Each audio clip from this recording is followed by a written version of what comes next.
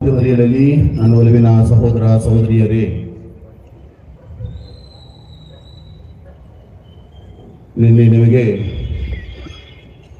3 ಚಿತ್ರಪಟಗಳನ್ನು ತೋರಿಸಿ ಅವರು ಯಾರು ಎಂಬುದಾಗಿ ನಿನ್ನೆ ನಾನು ಹೇಳಿದೆ. ಯಾರೊಂದಿಗೆ ನಿಜವಾದ ಒಂದು ಸಂಬಂಧ ನಮಗಿರಬೇಕು ಎಂಬುದಾಗಿ ನಿನ್ನೆ ನನ್ನ ಒಂದು ಬೋಧನೆಯಲ್ಲಿ ನಿಮಗೆ ವಿವರಿಸಿದೆ. ಪ್ರಿಯ ಸಹೋದರ ಸಹೋದರಿಯರೇ, ಇಂದು ಸ್ವಲ್ಪ ವ್ಯತ್ಯಾಸವಾಗಿ ಕೆಲವರಿಗೆ 30, ಕೆಲವರಿಗೆ 60, ಕೆಲವರಿಗೆ 90 ಇದ್ದೀರಾ? Hello, wonderful. ಯಾರಿಗಾರಿಗೆ 30 ಕೈ ಎತ್ತಿ? ಪರವಾಗಿಲ್ಲ, ಒಬ್ಬಳಾದ್ರೂ ಕೈ ಎತ್ತಿದ್ದು. 30, 60, 90 ಅಲ್ವಾ? ಅದ್ರ ಮೇಲೆ ಏನಪ್ಪ, ಯಾರಾದ್ರು ಗಂಡಸರು ಕೊಟ್ರ? ಏನೋ ಅವ್ರು ಆಲ್ರೆಡಿ ಫುಲ್ ಬಾಟ್ಲ್ ಹೋಗ್ಬಿಟ್ಟವ್ರೆ. ನಾವಿನ್ನೂ 30, 60 ಇದ್ರೆ ಅವ್ರು ಫುಲ್ ಬಾಟ್ಲ್ ಅಂತ ಗಾನ ಹೊಂದದವರು. ಪ್ರಿಯ ಸಹೋದರ ಸಹೋದರಿಯರೇ, ನಾನು ಆ ಬಾಟ್ಲ ಬಗ್ಗೆ ಮಾತಾಡಕ್ಕೆ 30, 60, 90 ಅಂತ ಹೇಳಿಲ್ಲ. 30, 60, 90 ಫ್ಯಾಮಿಲೀಸ್.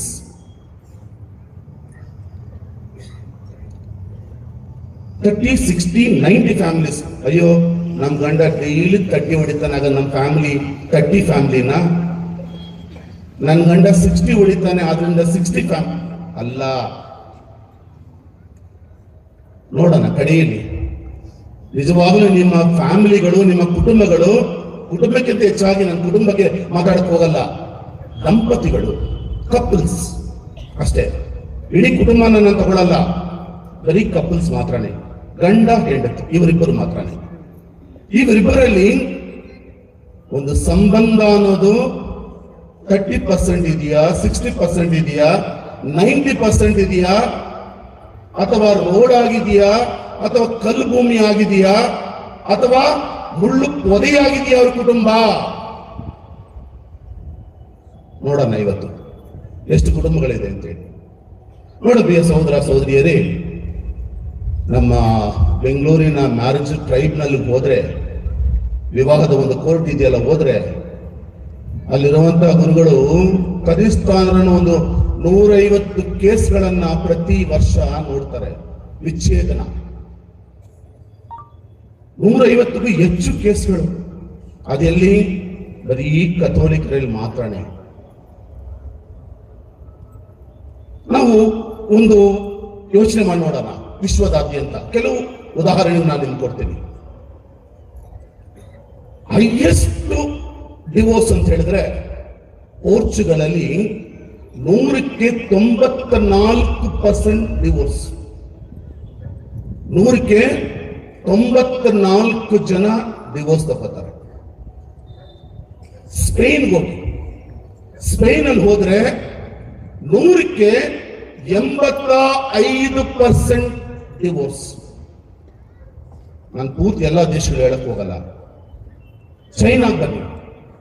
ಚೈನಾದಲ್ಲಿ ಸುಮಾರು 44%, 100ಕ್ಕೆ 44 ಜನ ಡಿವೋರ್ಸ್ ತಗೋತಾರೆ.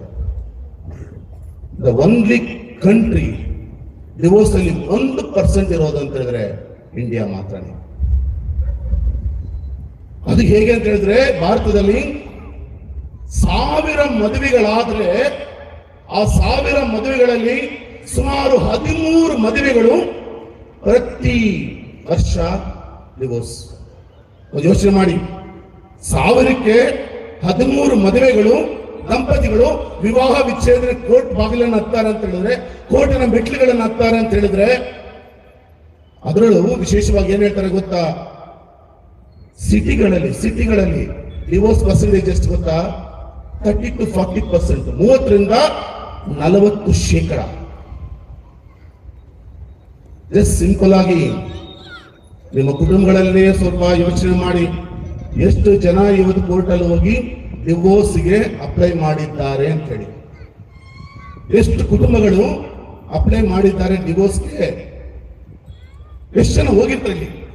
ಲೆಕ್ಕ ಮಾಡಕ್ ಹೋದ್ರೆ ಒಂದೊಂದು ಧರ್ಮ ಕೇಂದ್ರದಲ್ಲಿ ಕೂಡ ತಿಳಿದಿರುವಂತದ್ದು ಕೆಲವು, ತಿಳಿಯದಿರದಿರುವಂಥದ್ದು ಹಲವು. ತಿಳಿದಿರೋದು ಕೇವಲ ಕೆಲವು ಮಾತ್ರನೇ. ಆದರೆ ತಿಳಿಯದೆ, ಗೊತ್ತಿಲ್ಲದೆ ಡಿವೋರ್ಸ್ಗಳಿಗೆ ಹೋಗಿರುವಂತ ಎಷ್ಟೋ ಜನ ಕಪ್ಪಲ್ಸ್, ದಂಪತಿಗಳು ಹಲವು ಹಲವು ಹಲವು. ಯಾವಾಗ ಗೊತ್ತಾಗುತ್ತೆ ಅದು? ಕೋರ್ಟ್ ಇಂದ ಡಿವೋರ್ಸ್ ತಗೊಂಡು ಬಂದು ಆಮೇಲೆ ಗುರುಗಳನ್ನ ಬಂದು ಭೇಟಿಯಾಗೋವರೆಗೂ ಅಯ್ಯೋ ಇವ್ರು ಕೋರ್ಟ್ ಹೋಗಿದ್ರ, ಡಿವೋರ್ಸ್ ತಗೊಂಡಿದಾರ ಅಂತೇಳಿ ನಮ್ಗೆ ಯಾರಿಗೂ ಗೊತ್ತಾಗಲ್ಲ. ಪ್ರಿಯ ಸಹೋದರ ಸಹೋದರಿಯರೇ, ಈ ಒಂದು ಮಟ್ಟದಲ್ಲಿ ನಮ್ಮ ಕುಟುಂಬಗಳು, ನಮ್ಮ ವಿವಾಹವಾಗುವಂತಹ ದಂಪತಿಗಳು ಡಿವೋರ್ಸ್ ಹೋಗ್ತಾರೆ ಅಂತ ಹೇಳಿದ್ರೆ ಕಾರಣ ಏನಿರ್ಬೋದು? ಏನ್ ಕಾರಣ ಇರ್ಬೋದು? ಪ್ರಿಯ ಸಹೋದರ ಸಹೋದರಿಯರೇ, ನಾನು ವೈಯಕ್ತಿಕವಾಗಿ ಇವ್ರ ಕಾರಣ ಇದೆ ಅದೇ ಅಂತ ಹೇಳಕ್ ಹೋಗಲ್ಲ. ನಿಮ್ಮಲ್ಲಿ ಒಬ್ಬೊಬ್ರು ಒಂದೊಂದು ಕಾರಣ ಹೇಳ್ಬೋದು. ಸಾಮಾನ್ಯ ಕೌನ್ಸಿಲಿಂಗ್ ಬಂದಾಗ ನಮ್ಮ ಹತ್ರ ಕೌನ್ಸಿಲಿಂಗ್ ಬರ್ತಾರೆ ಕೆಲವು ಸಲ. ಬಂದಾಗ ಯಾವ ಗಂಡಾಗ್ಲಿ ಯಾವ ಹೆಣ್ಣಾಗ್ಲಿ ತಾನು ಮಾಡಿದ ತಪ್ಪನ್ನ ಒಪ್ಪಿಕೊಂಡದ್ದೇ ಇಲ್ಲ. ತಾನು ಮಾಡಿದಂತ ತಪ್ಪುಗಳನ್ನ ಒಪ್ಪಿಕೊಂಡು ಹೌದು ಸ್ವಾಮಿ ನಾನು ತಪ್ಪು ಮಾಡಿದ್ದೀನಿ, ಈ ವಿವಾಹ ವಿಚ್ಛೇದನಕ್ಕೆ ಹೋಗೋದಕ್ಕೆ ಕಾರಣ ನಾನು ಅಂತೇಳಿ ಆ ಜವಾಬ್ದಾರಿಯನ್ನ ತೆಗೆದುಕೊಂಡಿರುವಂತಹ ಒಬ್ಬ ವ್ಯಕ್ತಿ ಇಲ್ಲ ಇದುವರೆಗೂ. ನಾನು ಸುಮಾರು 21 ವರ್ಷಗಳ ಗುರುವಾಗಿ ನಾನು ನೋಡ್ತಾ ಇದ್ದೀನಿ. ಒಬ್ಬ ವ್ಯಕ್ತಿ ಬಂದು ಎಷ್ಟೋ ಕೌನ್ಸಿಲಿಂಗ್ ಮಾಡಿದ್ದೀನಿ, ಎಷ್ಟೋ ಜನ ಸರಿ ಮಾಡಿದ್ದೀನಿ, ಆದ್ರೆ ಯಾರೊಬ್ಬರು ಕೂಡ ಬಂದು ಸ್ವಾಮಿ ನಾನು ತಪ್ಪು ಮಾಡಿದ್ದೀನಿ ಅಂತ ಹೇಳಿ ಒಪ್ಕೊಂಡವರು ಒಬ್ಬರು ಇಲ್ಲ. ಬರೀ ಬೆರಳು ತೋರಿಸೋದು, ಅವಳು ಅವನು ನನ್ನತ್ತೆ ನನ್ನ ಮಾವ. ಯಾವತ್ತಾದ್ರೂ ಒಂದು ದಿನ ನಂದು ತಪ್ಪಿದೆ, ನಾನು ತಪ್ಪು ಮಾಡಿದ್ದೀನಿ ಅಂತ ಹೇಳಿ, ನಿಮ್ಮಲ್ಲಿ ಎಷ್ಟೋ ಜನ ಇದ್ರಲ್ಲೋ ಡಿವೋರ್ಸ್ಗಳು ಹೋಗಿರೋರು ಯಾವತ್ತಾದ್ರೂ ರಿಯಲೈಸ್ ಮಾಡಿದ್ದೀರಾ? ನಿಮ್ ತಪ್ಪು ಏನು ಅಂತ ನೋಡಿದ್ದೀರಾ? ಈ ಮಾಡಿರುವಂತ ಮಿಸ್ಟೇಕ್ಗಳು ಏನಂತ ಹೇಳಿ ನೀವು ನೋಡಿದ್ದೀರಾ? ಓಕೆ ಪ್ರಿಯ ಸಹೋದರ ಸಹೋದರಿಯರೇ, ನಾನು ಹೆಚ್ಚಾಗಿ ಅದ್ರ ಬಗ್ಗೆ ಮಾತಾಡಕ್ಕೆ ಹೋಗಲ್ಲ. ಆದ್ರೆ ಆಂಥ್ರೋಪಾಲಜಿಸ್ಟ್ ಅಂತ ಹೇಳಿದ್ರೆ ಮಾನವ ಶಾಸ್ತ್ರಜ್ಞರು ಎಂಬುದಾಗಿ ಇವರನ್ನ ಆಂಥ್ರೋಪಾಲಜಿಸ್ಟ್ ಕರಿತೀವಿ.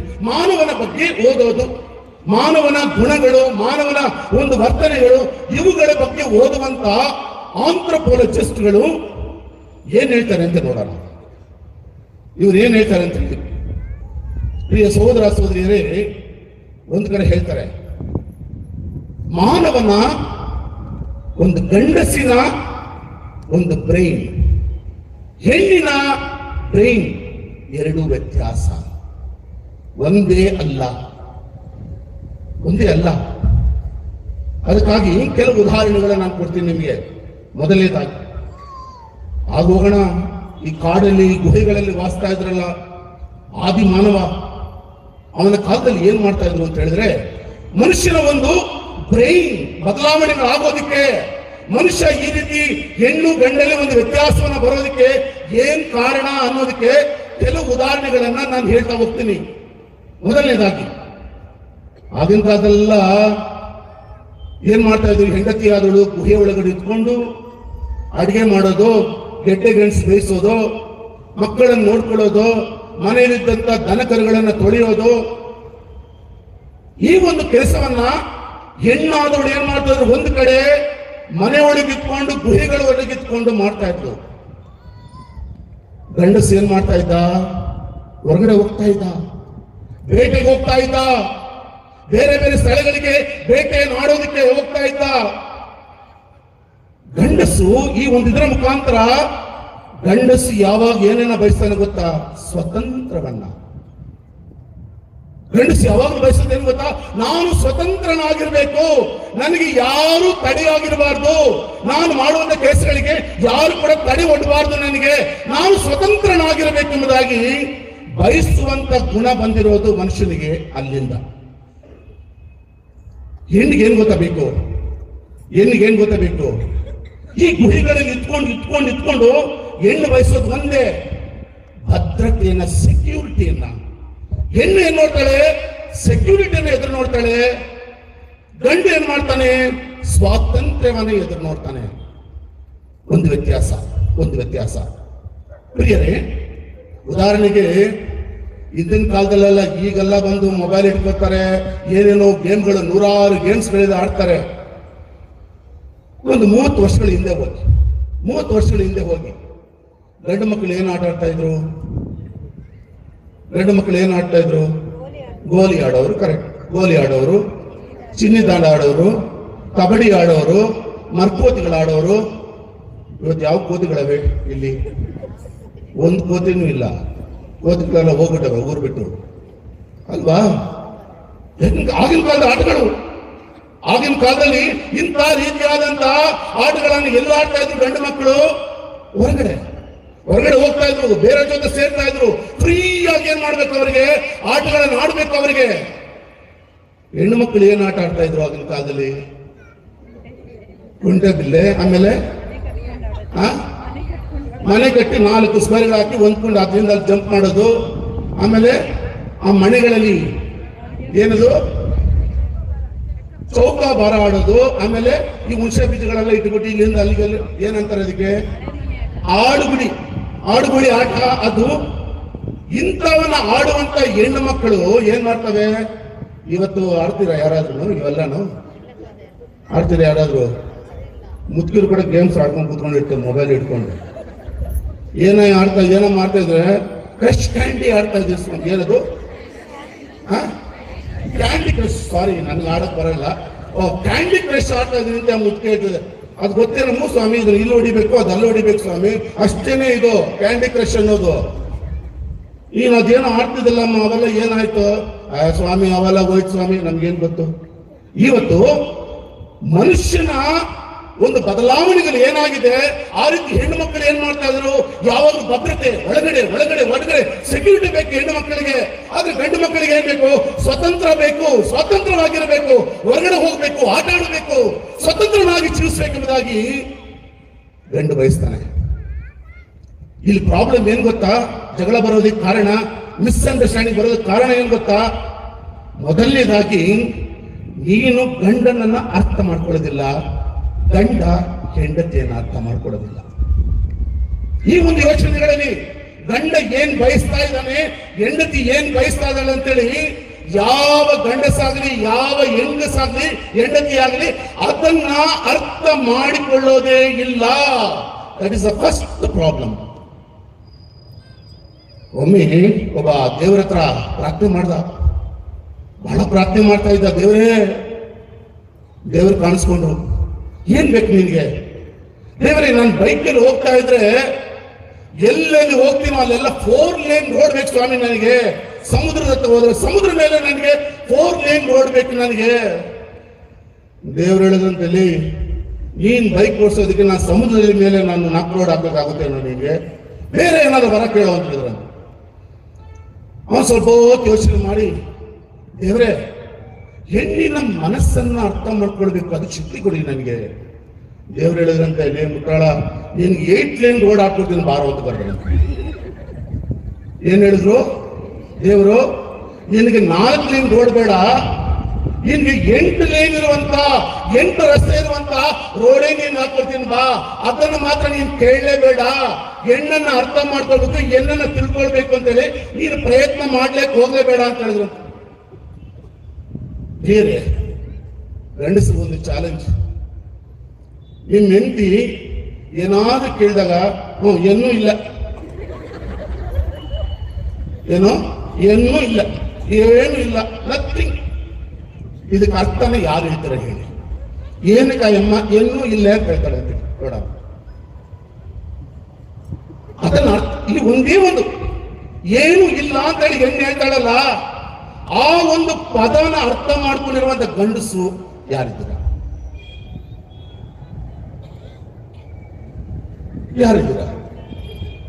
ಅರ್ಥ ಮಾಡ್ಕೊಂಡಿರು. ಆ ಏನೂ ಇಲ್ಲ ಅನ್ನೋದ್ರಲ್ಲಿ, ಏನು ಇಲ್ಲ ಅನ್ನೋದ್ರಲ್ಲಿ ಎಷ್ಟು ಆಳವಾದ ಅರ್ಥ ಇರ್ತದೆ ಅಂತ ಹೇಳಿದ್ರೆ ಆ ಹೆಣ್ಣಿಗೂ ಗೊತ್ತಿರಲ್ಲ. ಅಂತ ಒಂದು ಆಳವಾದ ಅರ್ಥವನ್ನ ಏನಾಗ್ತದೆ, ಹೆಣ್ಣು ಒಳಗಡೆ ಇಟ್ಕೊಂಡಿರ್ತಾಳೆ. ಅದನ್ನ ಅರ್ಥ ಮತ್ತೆ ದೇವ್ರು ಹೇಳಿದ್ರಂತೆ, ಬೇಡ ಕಣ ನಿನ್ಗೆ, ಬಾ ನಿನ್ಗೆ 8 ಲೈನ್ ರೋಡ್ ಹಾಕೊಡ್ತೀನಿ ಅಂತ ಹೇಳಿ ದೇವರು ಅವ್ನಿಗೆ ಹೇಳಿದ್ರಂತೆ, ನಿನ್ನ ಅರ್ಥ ಮಾಡ್ಕೊಳಕ್ ಆಗಲ್ಲ ಅಂತೇಳಿ. ಮೊದಲನೇದಾಗಿ ಏನ್ ಬೇಕು ನಿಮಗೆ? ಗಂಡಸ್ಗೆ ಏನ್ ಬೇಕು? ಸ್ವಾತಂತ್ರ್ಯ ಬೇಕು. ಹೆಂಗಸ್ಗೆ ಏನ್ ಬೇಕು? ಭದ್ರತೆ ಬೇಕು. ಭದ್ರತೆ, ಸುರಕ್ಷಿತವಾಗಿ ನಾನು ಇರಬೇಕು. First one. I am going for the second one. Second one ಏನು ಅಂತ ಹೇಳಿದ್ರೆ ಪ್ರಿಯರೇ, ದಯವಿಟ್ಟು ಹೆಂಗಸರು ಕ್ಷಮಿಸಿ. ನಾನು ಯಾರನ್ನ ಹರ್ಟ್ ಮಾಡೋದಲ್ಲ, ನಾನು ಹೇಳೋದಲ್ಲ, ಆಂಥ್ರೋಪಾಲಜಿಸ್ಟ್ ಮಾನವ ಶಾಸ್ತ್ರಜ್ಞ ಹೇಳುವಂತ ಮಾತು. ಗಂಡಸು ಒಂದು ದಿನಕ್ಕೆ 2000ರಿಂದ 3000 ಮಾತನ್ನು ಮಾತ್ರ ಆಡ್ತಾನಂತ. ಎಷ್ಟಕ್ಕ? 2000ರಿಂದ 3000 ಪದಗಳ ಮಾತ್ರ ಗಂಡಸು ಬಳಸ್ತಾನಂತೆ. ಹೆಂಗಸರು ಮಾನವ ಶಾಸ್ತ್ರ ಹೇಳ್ತಾರೆ 6000 ಎಷ್ಟು? 6000ರಿಂದ 8000 ಮಾತುಗಳನ್ನ ಹೆಂಗಸರು ಮಾತಾಡಿದ್ರೆ ಮಾತ್ರನೇ ಆ ದಿನ ಮುಗಿಯೋದಂತೆ. ಗಂಡಸರು ಏನ್ ಮಾಡ್ತಾರೆ ಗೊತ್ತಾ? ಆಫೀಸ್ಗೆ ಹೋಗ್ತಾರೆ. ಆಫೀಸ್ಗೆ ಹೋಗಿ 2000 ಮಾತು ಬಾಸ್ ಹತ್ರ ಮಾತಾಡ್ತಾನೆ, ಅವ್ರ ಹತ್ರ ಮಾತಾಡ್ತಾನೆ, ಇವ್ರ ಹತ್ರ ಮಾತಾಡ್ತಾನೆ, ಫ್ರೆಂಡ್ಸ್ ಹತ್ರ ಮಾತಾಡ್ತಾನೆ, ಫೋನಲ್ಲಿ ಮಾತಾಡ್ತಾನೆ, ಅವನು ಇನ್ನೂ ಗರ್ಲ್ ಫ್ರೆಂಡ್ ಹತ್ರ ಮಾತಾಡ್ತಾನೆ, ಇವ್ರ ಹತ್ರ ಮಾತಾಡ್ತಾನೆ, ಕಟ್ಕೊಂಡು ಇಟ್ಕೊಂಡು ಇನ್ನು ಮುಂದೆ ಎಲ್ಲರ ಹತ್ರ ಮಾತಾಡ್ಬಿಟ್ಟು 2000ರಿಂದ 3000 ಮಾತುಗಳು ಖಾಲಿ ಆಗ್ಬಿಡುತ್ತೆ. ಮನೆಗೆ ಬರ್ತಾನೆ, ಮನೆಯಲ್ಲಿ ಏನ್ ಮಾಡಿರ್ತಾಳೆ? ಹಾಲು ಅವನ ಹತ್ರ ಮಾತಾಡಿರ್ತಾಳೆ, ಅಂಗಡಿ ಹತ್ರ ಬೇಳೆ ತಗೊಂಬರಕ್ ಹೋಗಿ ಮಾತಾಡಿರ್ತಾಳೆ, ನೀರು ತಗೊಂಬರಕ್ ಹೋಗಿ ಅಲ್ಲಿ ಅವನ ಹತ್ರ ಮಾತಾಡಿರ್ತಾಳೆ, ಇನ್ನು ಯಾರು ಪಕ್ಕದ ಮನೆ ಹೆಂಗಸ ಹತ್ರ ಮಾತಾಡಿರ್ತಾಳೆ. ದಿನಾಲ ಮಾತಾಡಿದವಳು ಎಷ್ಟು? 2000 ಮಾತುಗಳು ಮಾತಾಡಿರ್ತಾಳೆ. ಉಳಿದ 6000 ಏನ್ ಮಾಡ್ಬೇಕು? ಏನ್ ಮಾಡ್ತಾಳೆ ಅವಳು? ಗಂಡಸ್ ಬಂದ್ರಿ ಏನ್ರಿ, ಎಲ್ರಿ ಹೋಗಿದ್ರಿ, ಇಷ್ಟೊತ್ತು ಬಂದ್ರೇನ್ರಿ, ಹಾಗನ್ರಿ, ಹೀಗನ್ರಿ, ಹಾಗೆ. ಅವನು ಅಮ್ಮ ಸುಮ್ಮನೆರಮ್ಮ, ಈಗ ತಾನೇ ಬಂದಿದ್ದೀನಿ, ಸ್ವಲ್ಪ ಟೈಮ್ ಕೊಡು. ಓಹೋ, ಅವಳಿಗೆ ಉಳಿದಂತ 6000 ಮಾತುಗಳೇನಿದೆ ಅದು ಖಾಲಿ ಮಾಡ್ಲೇಬೇಕು. ಎಲ್ಲಿ ಹೋಗಿದ್ರಿ ಇವತ್ತು? ಯಾರ ಹತ್ರ ಮಾತಾಡಿದ್ರಿ? ಏನ್ ಮಾತಾಡಿದ್ರಿ? ಆಫೀಸ್ ಹೋಗಿದ್ರಾ? ಅದು ಹೋಗಿದ್ರಾ? ಇದು ಹೋಗಿ ಪಟ ಪಟ ಪಟ ಪಟ ಪಟ ಪಟ ಪಟ ಪಟ ಪಟ ಪಟಾಕಿ ತರ ಅವನ ಕಡೆಗೆ ಇರಿಟೇಟ್ ಆಗಿ ಏನ್ ಮಾಡ್ತಾನೆ? ಅವನೇನ್ ಮಾಡ್ತಾನೆ? ನನ್ನ ಸ್ವಾತಂತ್ರ್ಯಕ್ಕೆ ಇವಳು ಧಕ್ಕೆ, ಇವಳು ನನಗೆ ಸ್ವತಂತ್ರನಾಗಿ ಇರೋದಕ್ಕೆ ಈಕೆ ಬಿಡೋದಿಲ್ಲ ಅಂತೇಳಿ ಅವನೇನ್ ಮಾಡ್ತಾನೆ? ಸ್ವಾತಂತ್ರ್ಯದ ಬಗ್ಗೆ ಯೋಚನೆ ಮಾಡ್ತಾನೆ. ಈಕೆ ಏನ್ ಮಾಡ್ತಾಳೆ ಗೊತ್ತಾ? ಅಯ್ಯೋ, ಈ ಮನೆಯಲ್ಲಿ ನನಗೆ ಸೆಕ್ಯೂರಿಟಿನೇ ಇಲ್ಲ, ನನಗೆ ನನ್ನ ಮಾತು ಕೇಳೋರೇ ಇಲ್ಲ, ನನ್ನ ನೋವನ್ನು ಹಂಚ್ಕೊಂಡ್ರೆ ಕೇಳೋರೇ ಇಲ್ಲ ಅಂತ ಹೇಳಿ ಏನ್ ಮಾಡ್ತಾಳೆ? ಹೆಂಡತಿ ಆದವಳು ಮನೆಯಲ್ಲಿ ಉಳಿದ 6000 ಪದಗಳನ್ನು ಇಟ್ಕೊಂಡು ಏನ್ ಮಾಡ್ತಾಳೆ? ಒಳಗಡೆ ಅದಿಮಿ ಅದಿಮಿ ಅದಿಮಿ ಅಂತ. ಏನ್ ಕಾರಣ? ಯಾವಾಗ ಅದಿಮಿ ಇಡ್ತಿರೋ ಮನೆಯಲ್ಲಿ ಏನಾಗ್ತದೆ? ಅವನು ಬಂದ ತಕ್ಷಣ ಶುರು ಜಗಳ, ಹೊಡೆದಾಟ. ಕಡೆಗೆ ಏನ್ ಮಾಡ್ತಾರೆ? ನೀನ್ ನನ್ ಬೇಡವೇ ಬೇಡ, ಈಗ ನನಗೆ ಬೇಡವೇ ಬೇಡ, 10 ಕೋಟಿ ಮೆಟ್ಲನ್ನ, 10 ಇನ್ನೊಂದು ಮೆಟ್ಲನ್ನ, 10 ಏನ್ ಮಾಡು? ಡಿವೋರ್ಸ್ ಅಪ್ಲೈ ಮಾಡು. ಮೂಲ ಕಾರಣ ಏನು? ನೀನ್ ಕೋರ್ಟ್ ಮೆಟ್ಲನ್ನ ಹತ್ತೋದಕ್ಕೆ ಮೂಲ ಕಾರಣ ಏನು? ಹೆಂಡತಿಗೆ ಬೇಕಾದ ಭದ್ರತೆಯನ್ನ, ಸೆಕ್ಯೂರಿಟಿಯನ್ನ ಗಂಡನಾದವ ನೀನು ಕೊಟ್ಟಿದೀಯಾ? ಅಥವಾ ಗಂಡನಿಗೆ ಬೇಕಾದ ಸ್ವಾತಂತ್ರ್ಯವನ್ನ ಹೆಂಡತಿ ಆದವ ನೀನು ಕೊಟ್ಟಿದೀಯಾ? ನಿನ್ನ ಮಾತಿನ ಮೂಲಕ. ಎರಡನೇದಾಗಿ ಸುಮಾರು ಇದ್ದಾವೆ, ನಾನು ಜಾಸ್ತಿ ಹೇಳಕ್ ಹೋಗಲ್ಲ.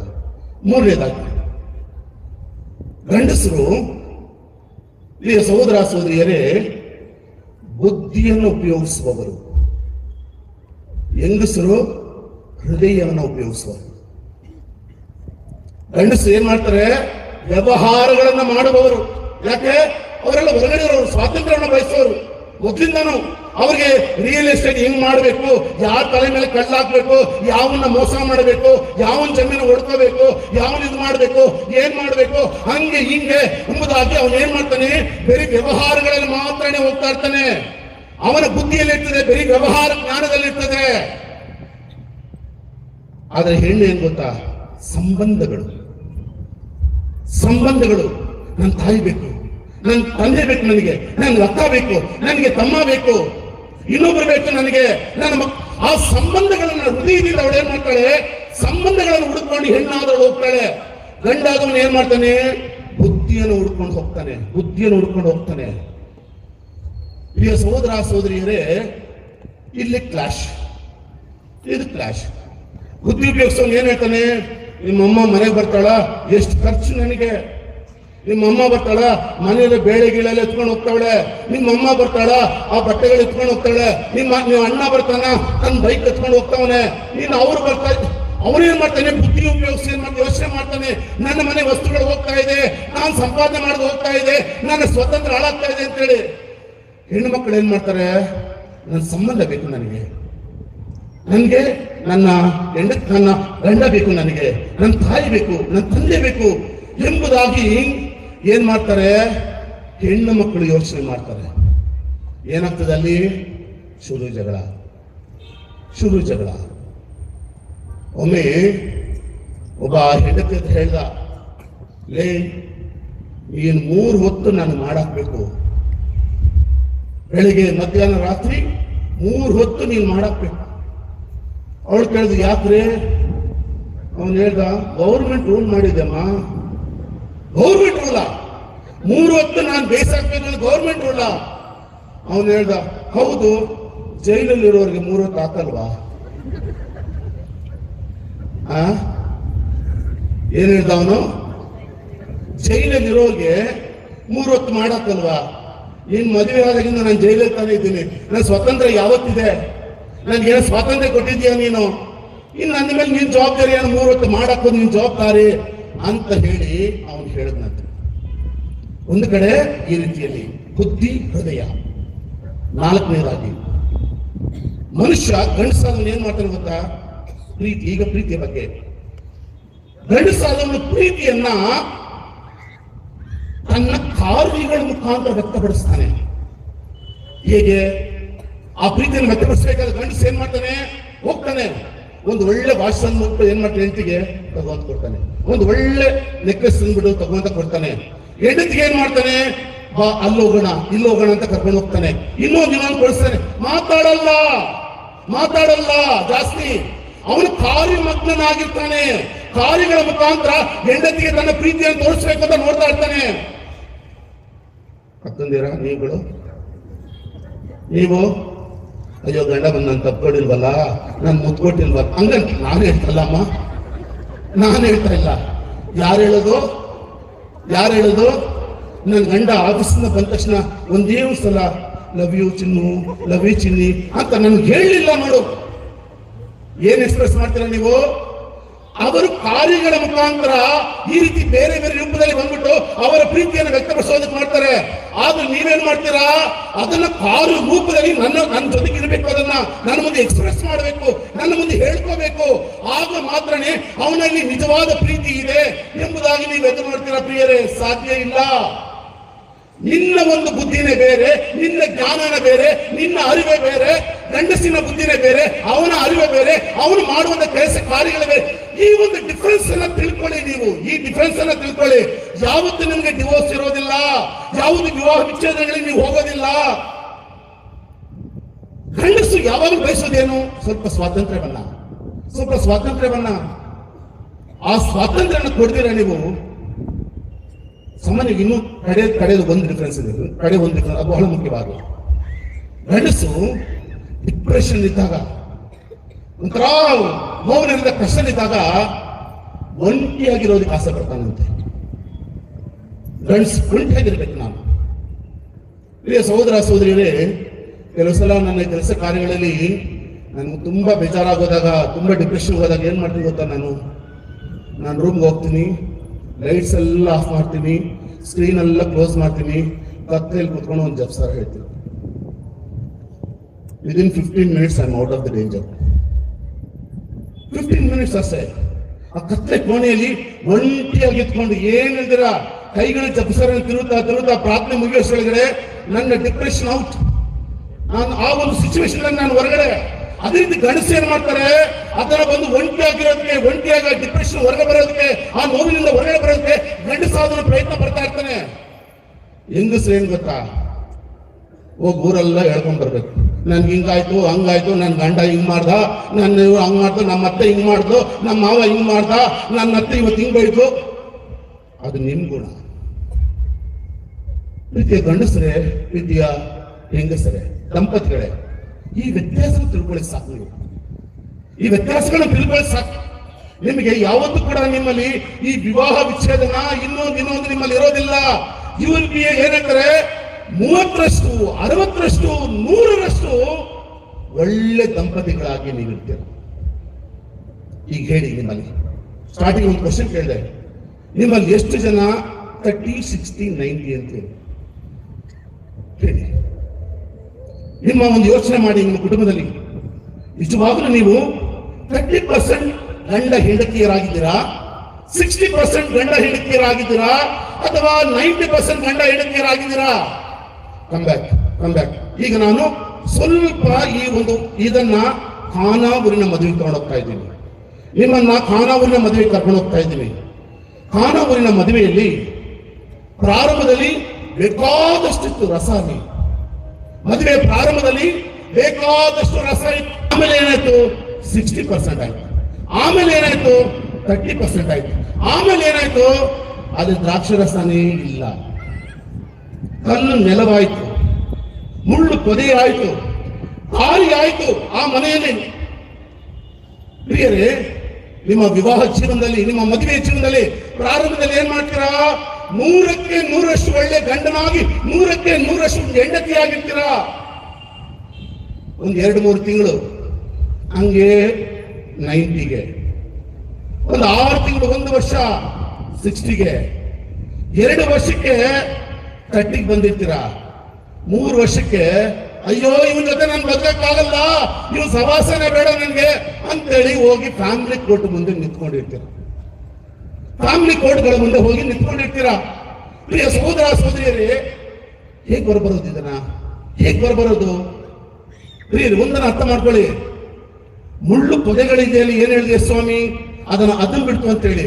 ಅದು ಏನ್ ಗೊತ್ತಾ? ಸಿಂಪಲ್ ಉತ್ತರ ಏನ್ ಗೊತ್ತಾ?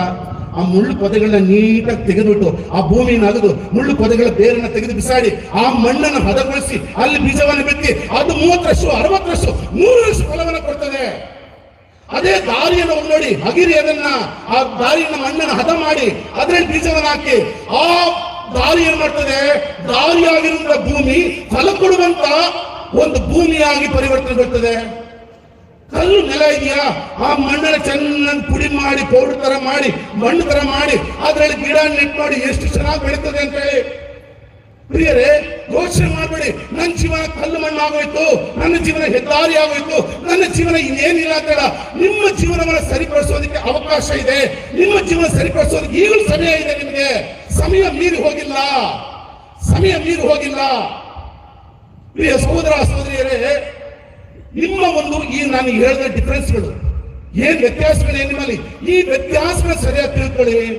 ಆಗ ನೀವು ಹೇಳ್ತೀರಾ, ನಾನು ನನ್ನ ಗಂಡನ ಅರ್ಥ ಮಾಡ್ಕೊಂಡಿದ್ದೀನಿ, ನಾನು ನನ್ನ ಹೆಂಡತಿಯನ್ನ ಅರ್ಥ ಮಾಡ್ಕೊಂಡಿದ್ದೀನಿ, ನಾನು ತಿಳ್ಕೊಂಡಿದ್ದೀನಿ ಅಂತ ಹೇಳಿ ಇಂಥ ಒಂದು ವಿವಾಹ ವಿಚ್ಛೇದನ, ಅನೈತಿಕ ಸಂಬಂಧಗಳು ಇವುಗಳಿಂದ ನೀವು ದೂರ ಆಗ್ತೀರ. ನೀವು ದೂರ ಆಗ್ತೀರ. ಆಗೇನಾಗುತ್ತೆ ಗೊತ್ತಾ? ಆ ಬ್ಯೂಟಿಫುಲ್ ಲೇಡಿ ಕಮ್ಸ್. ಯಾರ ಬ್ಯೂಟಿಫುಲ್ ಲೇಡಿ? ಅದರ ಮೇರಿ ನಿಮ್ಮ ಜೀವನಕ್ಕೆ ದೇವ ಮಾತೆ. ಬ್ಯೂಟಿಫುಲ್ ಲೇಡಿ ಬಂದು ಹೇಳ್ತಾರೆ, ರಾಕ್ಷಸ ಮುಗಿದೋಗಿದೆ. ಏನ್ ಮಾಡ್ತಾರೆ ಸ್ವಾಮಿ? 100ಕ್ಕೆ 100ರಷ್ಟು ನಿಮ್ಮನ್ನು ಆಶೀರ್ವದಿಸ್ತಾರೆ, ನಿಮ್ಮ ಕುಟುಂಬಗಳನ್ನು ಆಶೀರ್ವದಿಸ್ತಾರೆ. 100ಕ್ಕೆ 100ರಷ್ಟು, 30ರಷ್ಟಲ್ಲ, 60ರಷ್ಟಲ್ಲ. ಅಲ್ಲಿ ಏನಾಯ್ತು? 12 ಆ ಒಂದು ತುಂಬ ಅಲ್ಲಿದ್ದಂತ ಆ ಮಣ್ಣಿನ ಮಡಿಕೆಗಳೇನಿತ್ತು ಅಷ್ಟು ತುಂಬಾ ಏನ್ ಮಾಡಿ ನೀರು ತುಂಬಿಸಿದ್ರು. ಏನಾಯ್ತು ಅಲ್ಲಿ? ಅವೆಲ್ಲವೂ ದ್ರಾಕ್ಷರಸವಾಗಿ ಮಾರ್ಪಟ್ಟು. ನೀವು ನಿಮ್ಮ ಜೀವನವನ್ನು ಪರಿವರ್ತಿಸಿಕೊಂಡದ್ದೇ ಆದ್ರೆ, ನಿಮ್ಮ ಗಂಡನನ್ನ, ನಿಮ್ಮ ಹೆಂಡತಿಯನ್ನು ನೀವು ಅರ್ಥ ಮಾಡಿಕೊಂಡದ್ದೇ ಆದ್ರೆ, ಪ್ರಿಯ ಸಹೋದರ ಸಹೋದರಿಯರೇ, ದೇವರ ಆಶೀರ್ವಾದ, ದೇವರ ಅನುಗ್ರಹ 100ಕ್ಕೆ 100ರಷ್ಟು ದಂಪತಿಗಳಾದಂತ ನೀವುಗಳು 100ಕ್ಕೆ 100 ಫಲವನ್ನು ಕೊಡುವಂತ ದಂಪತಿಗಳಂತ, 100ಕ್ಕೆ 100ರಷ್ಟು ಫಲವನ್ನು ಕೊಡುವಂತ ದಂಪತಿಗಳಿಗೆ ಆಗ್ಬೇಕು. ಪ್ರಿಯರೇ, ಅದಕ್ಕೆ ನಾನು ಹೇಳಿದ್ದೆ, ಯೋಚನೆ ಮಾಡಿ. ಇವತ್ತು ಹೋಗಿ ಮನೆಗೆ, ನನ್ನ ಕುಟುಂಬ 30%, 60%, 90%, ಇಲ್ಲ ದೇವರಿಂದ ಪಡೆದಂತ 100% ನನ್ನ ಫ್ಯಾಮಿಲಿ. ಈ ಭೂಮಿಯಲ್ಲಿ ಜೀವಿಸಿದಂತ ಒಂದೇ ಒಂದು ಕುಟುಂಬ, 100% ಜೀವಿಸಿದಂತ ಕುಟುಂಬ ಒಂದೇ ಒಂದು, ಇಡೀ ಭೂಮಂಡಲದಲ್ಲಿ ಒಬ್ಬರೇ ಜೀವಿಸಿದ್ದು. ಅದು ಯಾರು ಅಂತ ಹೇಳಿದ್ರೆ, ಮಾತೆ ಮರಿಯಮ್ಮ, ಸಂತ ಜೋಸೆಫರು, ಯೇಸು ಸ್ವಾಮಿ, ಪವಿತ್ರ ಕುಟುಂಬ. ಅದು ಮಾತ್ರ 100ಕ್ಕೆ 100ರಷ್ಟು ಜೀವಿಸಿದ್ದು. ಪ್ರಿಯ ಸಹೋದರ ಸಹೋದರಿ, ಬನ್ನಿ ಪ್ರಭು ನಡೆಗೆ ಹಿಂತಿರುಗಿ ಬನ್ನಿ. 30 ಪರಿವರ್ತನೆ ಆಗಿ, 60 ಪರಿವರ್ತನೆ ಆಗಿ, 100 ಪರಿವರ್ತನೆ ಆಗಿ, ಒಂದು ದಿನ ಆ ಸ್ವರ್ಗ ಸಾಮ್ರಾಜ್ಯದಲ್ಲಿ ನೀವೆಲ್ಲರೂ ಕೂಡ ದೇವರಲ್ಲಿ 100% ಫಲವನ್ನು ಪಡೆಯುವಂತ ದಂಪತಿಗಳಾಗಿ ಪರಿವರ್ತನೆ. ಇದ್ರ ಬಗ್ಗೆ ಈಗ ದೇವ ಮಾತೆ ಬಗ್ಗೆ 1-2-3 ಮಾತು ಕೊಡ್ತಾರೆ. ನಿನ್ನೆ ಫಾದರ್ ಹೇಳಿದ್ರೆ ನೀನು 40 ನಿಮಿಷ ಕೊಟ್ಬಿಟ್ಟಿದ್ಯಾ, ಸ್ವಲ್ಪ ಕಡಿಮೆ ಮಾಡಿಬಿಡು ಅಂತೇಳಿ, ಅದಕ್ಕೆ ನಾನು ಆದಷ್ಟು ಮಟ್ಟಿಗೆ ಮುಗಿಸ್ಬಿಡ್ತೀನಿ ಬೇಗ. ಪ್ರಿಯ ಸಹೋದರ ಸಹೋದರಿಯರೇ, ಒಂದಿನ ನಾನು ಧರ್ಮ ಕೇಂದ್ರದಲ್ಲಿದ್ದಾಗ ಈ ಒಂದು ಲೀಜ್ನಾಮ್ ಮೇರಿ ಸದಸ್ಯರು ಒಬ್ರು ಶೇರ್ ಮಾಡ್ತಾ ಇದ್ರು. ಧರ್ಮ ಕೇಂದ್ರದಲ್ಲಿ ಒಬ್ಬಳು ಒಂದು ಲಿವರ್ ಹೋಗಿದೆ, ಲಿವರ್ ಪ್ರಾಬ್ಲಮ್. ಅಪೋಲೋದಲ್ಲಿ ಲಿವರ್ ಟ್ರಾನ್ಸ್ಪ್ಲಾಂಟೇಷನ್ ಮಾಡೋದಕ್ಕೆ ಅವ್ರ ತಾಯಿಯ ಒಂದು ಲಿವರ್ನ ಸ್ವಲ್ಪ ಕಟ್ ಮಾಡಿ அதை ಸೇರಿಸಿ ಒಂದು ಮೇಜರ್ ಆಪರೇಷನ್ಗೆ ರೆಡಿ ಆಗಿದ್ದಾರೆ. ಕಳೆದ ಆಪರೇಷನ್ಗೆ, ನಾಳೆ ಆಪರೇಷನ್ ಹೋಗೋದಕ್ಕೆ ಮುಂಚೆ ಅವಳೇನ್ ಮಾಡಿದ್ಲು, ಅಲ್ಲಿ ಬಂದು ಸಂತಾನ ದುನಿಯದ ಬಂದು ಅಳ್ತಾ ಇದ್ಲು. ಆಮೇಲೆ ನಮ್ಮ ಸಹಾಯಕ ಗುರುಗಳು, ಹೋಗಮ್ಮ ದೇವಸ್ಥಾನದಲ್ಲಿ ಹೋಗು, ದೇವಮಾತೆ ಸ್ವರೂಪದ ಮುಂದೆ ಪ್ರೇಯರ್ ಮಾಡು ಅಂತೇಳಿ ಸ್ವಲ್ಪ ಆಶೀರ್ವಾದ ಮಾಡಿ ಕಳಿಸಿದ್ರು. ಅವು ದೇವದೊಳಗೆ ಹೋದ್ಲು. ಅಲ್ಲಿ ಅಮಲೋದ್ಭವ ಮಾತೆಯ ಒಂದು ಸ್ವರೂಪದ ಮುಂದೆ ಸುಮಾರು ಹೊತ್ತು ಕಣ್ಣೀರು ಹಾಕೊಂಡು ಪ್ರಾರ್ಥನೆ ಮಾಡಿದ್ಲು. ಪ್ರಾರ್ಥನೆ ಮಾಡಿ ನೆಕ್ಸ್ಟ್ ದಿನ ಹಾಸ್ಪಿಟ್ಲ್ಗೆ ಹೋದ್ಲು. ನೆಕ್ಸ್ಟ್ ಆಪರೇಷನ್, ಒಂದು ಕಡೆ ಅವ್ರ ಅಮ್ಮನ ಮಲಗಿಸ್ಬೇಕು, ಇನ್ನೊಂದು ಕಡೆ ಇವಳನ್ನ ಮಲಗಿಸಿ ಆಪರೇಷನ್ ಮಾಡ್ಬೇಕು, ಲಿವರ್ ಟ್ರಾನ್ಸ್ಪ್ಲಾಂಟ್ ಮಾಡ್ಬೇಕು. ಕಡೆಗೆ ಡಾಕ್ಟರ್ಸ್ ಏನ್ ಮಾಡಿದ್ರು, ಇರ್ಲಿ ಆಪರೇಷನ್ ಪ್ರಾರಂಭಿಸುವ ಮೊದಲು ಒಂದು ಚೆಕ್ ಮಾಡೋಣ ಅಂತ ಹೇಳಿ ಅವಳನ್ನ ನೋಡಿದಾಗ ಡಾಕ್ಟರ್ಗಳಿಗೆ ಆಶ್ಚರ್ಯ. ಹೇಳಿದ್ರಂತೆ, ನಿನ್ಗೆ ಆಪರೇಷನ್ ಮಾಡಿ ಟ್ಯಾಬ್ಲೆಟ್ಸ್ ಹಾಕಿ ಹೋಗಲ್ಲ. ಸಹೋದರ ಸಹೋದರಿಯರೇ, ಅದನ್ನ ಕೇಳಿ ನನಗೆ ಮೈ ಒಂಥರ ಅಜ್ಜುಮ್ ಅನಿಸ್ತು. ಯಾವ ರೀತಿಯಲ್ಲಿ ಅದು ಕ್ರೈಸ್ತರಲ್ಲ, ಕ್ರೈಸ್ತ ಆಸನದಿಂದ ಇಲ್ಲಿ ಬಂದಿರೋದು, ಆಸನದಿಂದ ಬಂದಿರೋದು. ಬಂದು ಆ ಒಂದು ಆರೋಗ್ಯವನ್ನ ಪಡೆದು, ಮಾತೆಯಿಂದ ಆರೋಗ್ಯವನ್ನ ಪಡೆದು ಆಕೆಯನ್ನು ಸಂತೋಷಕ್ಕೆ ಪುನಃ ಆಸನ ಹೊರಟೋದು. ಪ್ರಿಯ ಸಹೋದರ ಸಹೋದರಿಯರೇ, ಒಂದು ಅದ್ಭುತವಾದಂತ ಒಂದು ಗವಿ ಇರೋದಿಲ್ಲ, ಅದ್ಭುತವಾದಂತ ಗವಿ.